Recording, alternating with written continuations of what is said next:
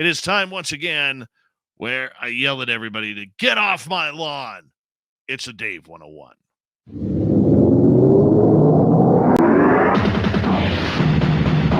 It's time for Dave 101. Open the door, it's Dave! Dave, D-A-V-E! Dave's not here! Dave's the killer! Yeah! Dave's the killer! Dave's a mess.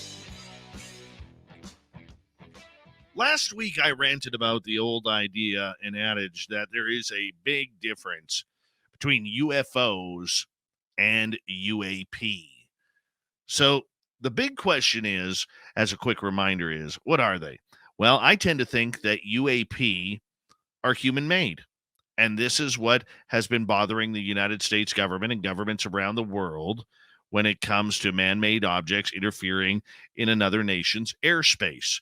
UFOs, on the other hand, well, let's just call them what they are. Unidentified flying objects, potentially from outer space, interdimensional, time travel, and what have you. Now, recently, the Canadian government has jumped into this field. Now, they seem to be doing something a little bit different. They want to go the scientific approach. What is flying out? They want all the very interesting aspects of their alphabet agencies to come through and sit down, provide all the information they can, from the RCMP to the DND to the Transport Canada, NAV Canada, Department of Energy, Department of Nuclear Energy, all of these energy sectors, and of course commercial airline pilots as well as military. Perfect. That's a good start. It really is. And I'm not just patting it on the back because I'm Canadian myself. No, I like the fact that there is no threat narrative that we've heard of so much coming out of the U.S. So we're finally seeming to get back to some normal thinking around here because, as we know in the U.S., when the government talks threats or fear, that leads to billion-plus dollar budgets. The other thing that I was wanting to tell you, though, about this is what I don't like. Because with good, there's always bad. The bad part about this is as follows. In the report that the Canadian television agency CTV News put out by intrepid reporter Daniel Otis, there was one agency in Canada that was lacking in this field. Before I name it, can any of you guess it? No, not the police, not the Department of National Defense. No, it's not Wayne Gretzky. It's not some moose lined up at the Tim Hortons drive-thru asking for a donut. No, it's the Canadian Space Agency. For some reason, the Canadian Space Agency doesn't want to play the UFO game, much like the United States Air Force doesn't want to play it in the U.S. They're like, no, there's nothing there. We're not investigating it. We're not talking about it. We don't have time for UFOs.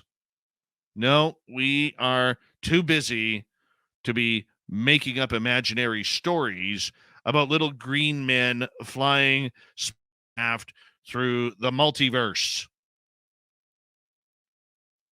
Canada's top astronaut, Chris Hadfield, who was once the commander of the International Space Station for just a hair over 6 months, has been Canada's Neil deGrasse Tyson when it comes to UFOs.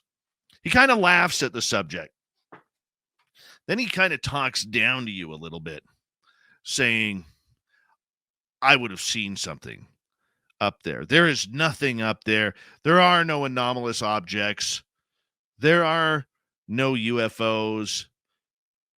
You can't believe what people are seeing. It's unheard of. NASA hasn't seen anything. Well, really? Now, Chris Hadfield is literally a cultural and folk hero around here. All right, he's best known for bringing up his guitar and singing songs while on camera.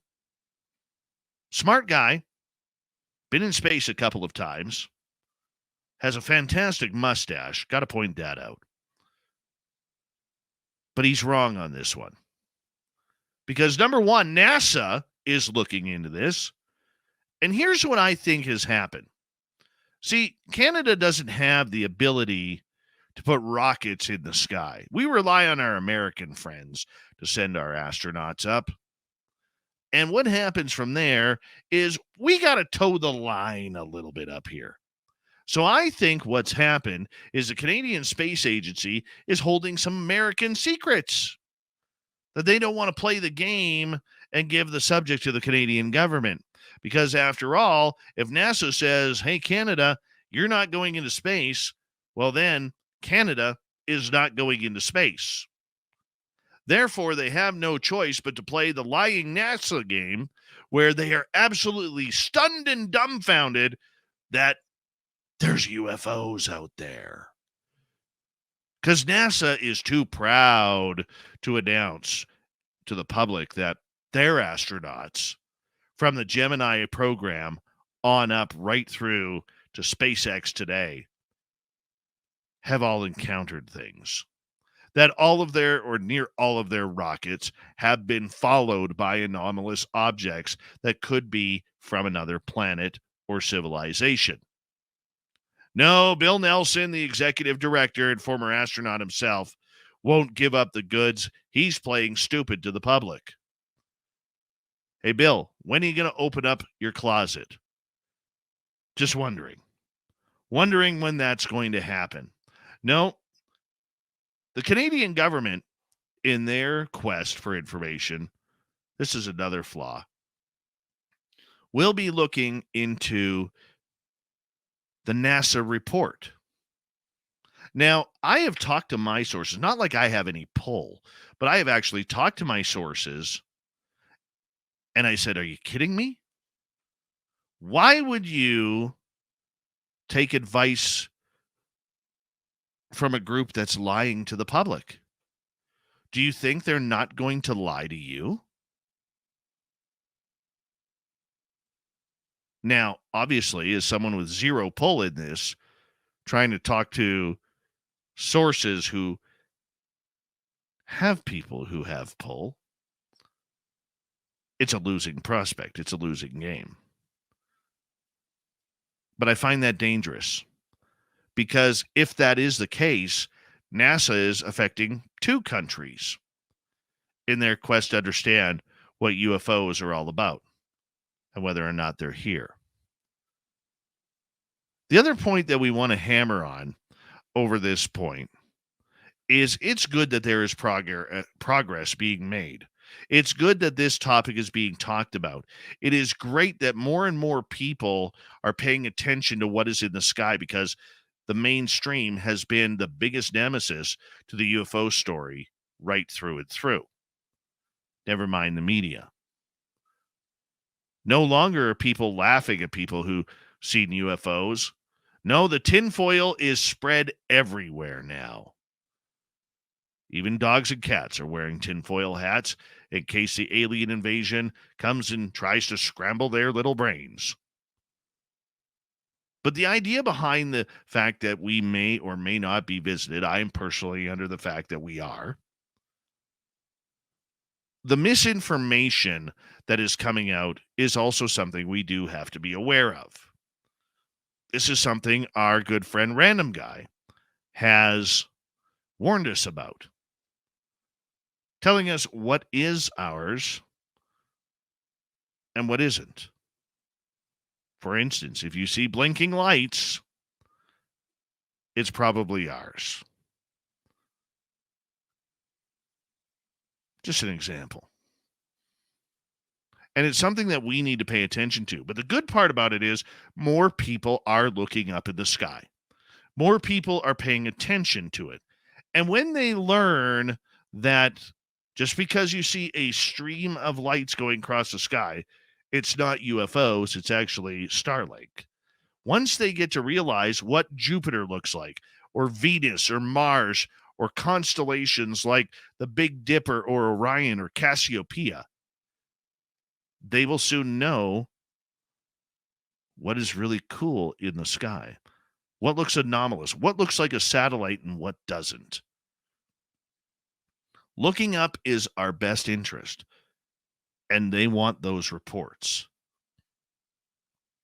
And the more those reports come out, the more people are paying attention, the more we're able to maybe identify what is a UFO and what is not. I just think it's interesting that we are getting that attention, and that attention is something that is much needed for what we do. But I do believe that there is a disinformation campaign going on. I haven't put my finger on it yet. And I know if you've listened the past couple of weeks, you'll hear me talking about the movie The Transformers and Sector 7 that, the Banachek ran in the movie. And when the Secretary of Defense says, never heard of it, and Banachek responds, never will. God, that's good. That's good drama. I think something like that may be going on. Not everybody knows everything. And I don't know whether or not there's crash retrievals. I don't know whether or not Holloman Air Force Base video happened. I don't know if Eisenhower met aliens. I don't know what the Phoenix Lights were. I can only assume, just like you can. And to me, it all looks alien and UFO. But there are many out there who believe that maybe it isn't. That maybe this is a story that isn't as big or wide-eyed as we believe. The people who have experienced the phenomena already know. People who have recorded landings, seen landings, had extraterrestrial contact. That is a massive, massive move towards pushing this story and keeping it going. But we know the government isn't out there because they're still segregating UFOs, or pardon me, UAP from extraterrestrials. That debate will continue for a number of years because we're not ready for aliens. No, we are not. But what is the script? This is where I'm confused now. I don't know what the script is on where the balance of what is fake and what is real is going on. And I blame my good friend Random Guy for that, because he's opened my eyes to what a number of possibilities may be. Whether it's from secret bases, whether it's Lockheed Martin, whether it's Raytheon, McDonnell Douglas, Boeing, Northrop, you name it. Who's making what toys? And what toys are really out there that we have no clue about? We know there are things happening. We've heard the stories of things happening. And even Random Guy himself will tell you that we need to watch the water a little bit more. Not mountains opening up, not craft flying into volcanoes, or over shopping centers or raceways. It's not balloons. It's not China. There is a UFO problem out there. Problem is, what the hell is a UFO? I want to know. I know personally what I have seen. To everybody else, it'll be anecdotal.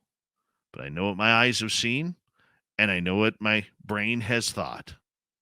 And many others just like you who've seen things know exactly what you've seen, and you have to stay strong on that. While the rest of the world tries to debate UFOs and UAP and the nuts and bolts and the science behind everything and the cover-up that goes on, this is where you, the viewer, the seer of something strange and anomalous, needs to stay strong to your story. That is your Dave 101. If you're watching this on YouTube, do me a favor. Afterwards, leave a comment, message below. Let me know what you think. Are we off the rails, or are we speaking from the heart? You tell me. We want to hear your story.